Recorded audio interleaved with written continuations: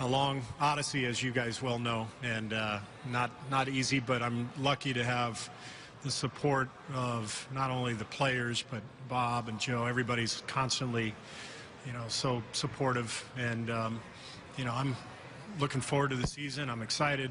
I think it's going to go smoothly. I think I'll be fine. But who knows?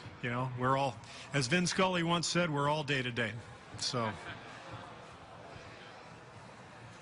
Hi, John Flynn from Metro Newspaper. As a championship team, what's the importance of adding young talent like Patrick McCaw and Jordan Bell to a squad that's in win-now mode? I think it's important to constantly be infusing your roster with young players and energy. I think it's one of the best things that Bob and his staff have done the last few years. When you look at some of the young guys who've made an impact, whether it was through the draft or free agency. So I'm really looking forward to seeing Patrick develop further. He's clearly a good player with a chance to be a great player. And Jordan, we were thrilled to get in the draft. We didn't think he would be there. We're also excited about Damian Jones and Looney. These guys all have a lot of talent. They all know how to play. And it's a good mix with those guys and our vets. Steve, Jeff Ferrato over to the side of the Bay Area News Group. Klay Thompson sometimes tends to blend into the background with all the star power you have, and because of his personality. It seems like this summer he really had a good time over in China, was the head of social media. What was your take on that, and were you happy for Klay to be able to sort of step out into the spotlight?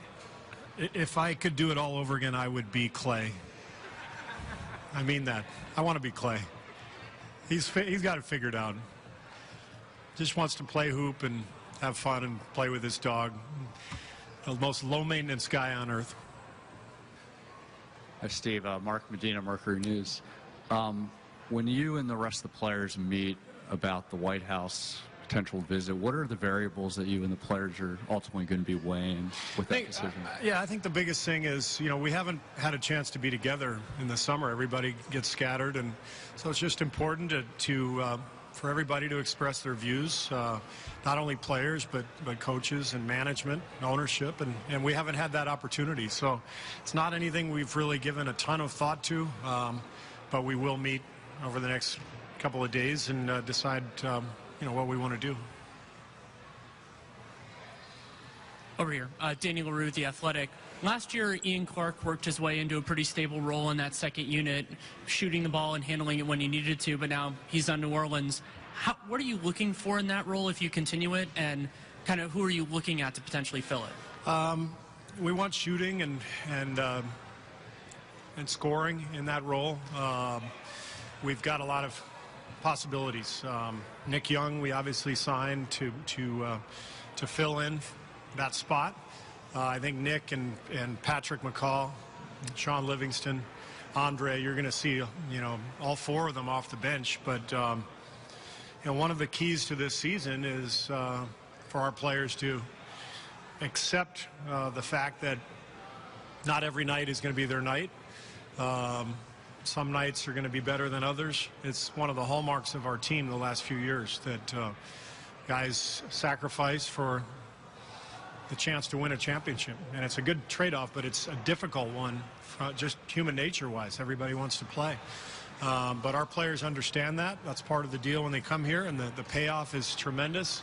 But the only way it works is if people not necessarily embrace it, because, like I said, everybody wants to play, but accept it and accept the challenge of, all right, it may not be the easiest thing, but it's definitely the most rewarding thing.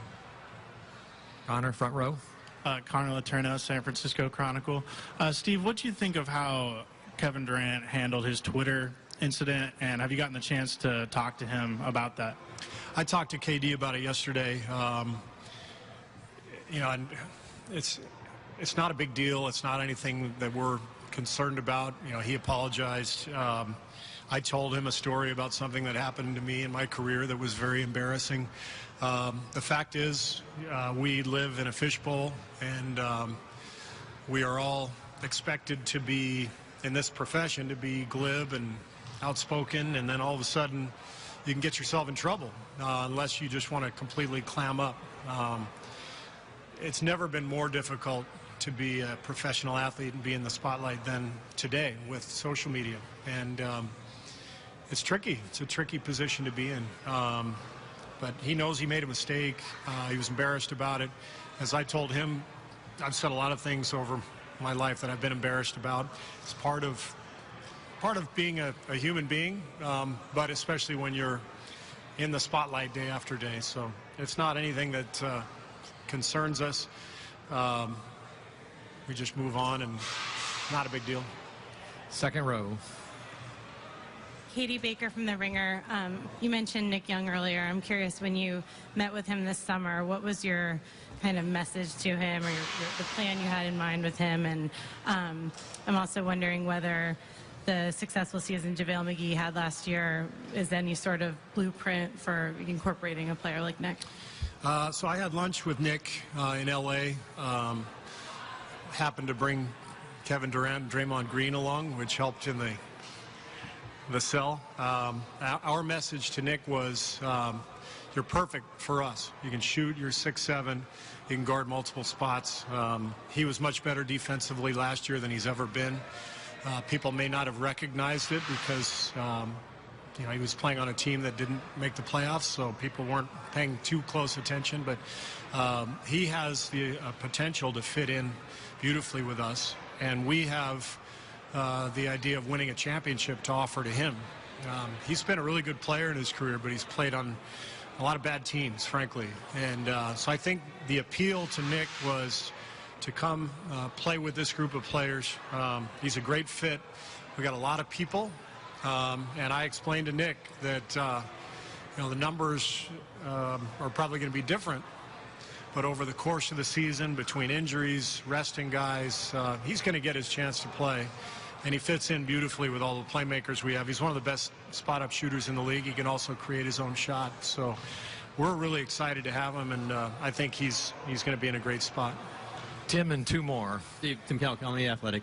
With all the movement that went on with a lot of your rivals and big players, Chris Paul to Houston, Paul George to Oklahoma City, is there any move that you were watching that particularly struck you as interesting? Maybe not as something that's ultimately going to be most challenging, but maybe would be to you guys. Anything that you thought, any chess piece that moved in this situation that you really going, oh, that's interesting? I mean, the Cleveland-Boston trade, you don't see that often. Two big rivals swapping, key players for each other. Obviously, that's the one everyone will keep an eye on, and I think it makes both teams better in some ways. And we'll see how it all plays out. Chris Paul going to Houston is a huge move. We know that. It'll be really interesting to see how that plays out. And I thought Rudy Gay signing with the Spurs was interesting, too, because the league has gone, obviously, to this mode of versatility and length and the ability to play multiple positions. And that's the kind of player Rudy is. And I think he gives them a different look. So those are the ones that jump out, and beyond that, I'm mostly worried about our team and concerned with what we're doing, but it's always fun to follow the rest of the league too. Right here, third or fourth row back, CJ Peterson, SF Bay. Right here. Last year's training camp, you guys had about 50% of the roster that was different heading in. This year, what are the benefits of having a very similar roster compared to what you ended the season with? And how do you expect it to be different? It's interesting. This year reminds me of 2 years ago, training camp with the continuity, almost the exact roster coming back. Camp will be so much smoother this year than last year because all the guys we had to incorporate last year and teach our system and our style and our culture, they know it. So we're only adding a couple of players, but having all of our vets, KD and Zaza, David, having all those guys comfortable with what we're doing already, along with the core group that's been here the last few years, I expect that we'll be able to get right into camp and make progress right away without having to build too much of the foundation. The foundation's already there. I think we'll be better this year. We're deeper. As I talked about, the 3 years in a row in the finals, trying to make it a fourth. Very few teams in the history of the league have done that, and there's a reason. It's a long haul, and so we're going to have to navigate the season, pace ourselves, but not lose our edge, and that's the balance we're looking for. Last one for Coach Janie. Steve, good morning. Along those lines, what does it say about how Bob was able to keep this roster together and the unselfishness of a lot of the guys on your roster to make that happen? And what did you learn sort of with all the different ways you tried the rotations, mixing and matching throughout last year that you can apply? Well, first of all, Bob is amazing. He really is. He does such a great job, not only of picking players and finding guys who make sense for us, but in terms of helping with that culture of unselfishness that you just mentioned. And obviously it's up to the players to really apply that, and it comes very naturally to them. Steph and KD and Andre. I mean, Andre was the guy who set the tone by going to the bench 3 years ago, and these guys are all really into playing together as a team. That's what makes it fun.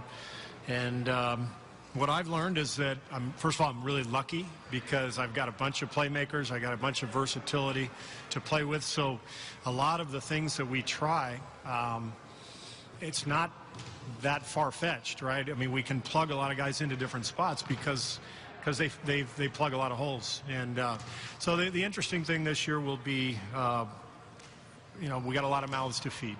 And if you look at our bench, how many guys have been full-time starters coming off the bench? JaVale, Andre, Sean, Nick Young, David West, and I'm probably missing a couple. Omri has been a starter in this league. Got a lot of guys who are used to playing big minutes, but our players understand what this is about. There's a bigger picture than just playing time and points per game and stats, and that's why a lot of them have come here the last couple of years. So I'm going to work with them. I'm confident they're going to work with us, and we'll figure out the right formula. Great. Thanks. Thank you.